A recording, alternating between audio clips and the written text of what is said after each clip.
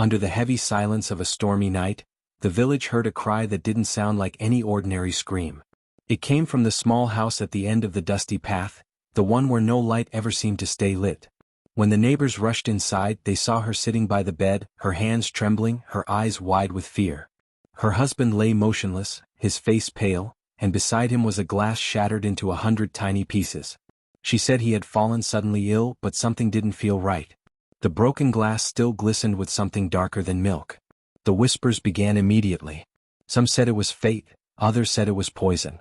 But as the days passed, her tears grew louder, almost too loud, as if they were meant to cover something else. The children in the house stared at her differently, as if they too carried questions they were too afraid to ask. The mother-in-law's eyes followed her silently, noticing every movement, every fake tremor in her voice. The nights grew longer, and the neighbors swore they heard her whispering alone, as though confessing to someone only she could see. One evening, a young boy in the village claimed he saw her burying something behind the house under the cover of darkness. No one dared to confront her, but the fear spread like wildfire. Was it evidence? Was it guilt? Or was it something else entirely? Each night after that, shadows seemed to move across her walls, and no one could tell if it was her pacing, or someone watching. The story became a warning. The street was no longer safe, the air heavy with suspicion.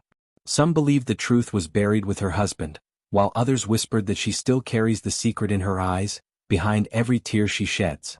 Tonight I ask you, was it an accident or was it a secret too dangerous for anyone to uncover? If you want to know more secrets like this, don't forget to subscribe to Every Home Has a Story. Because the next secret might be darker, and it might be closer to your own home than you think.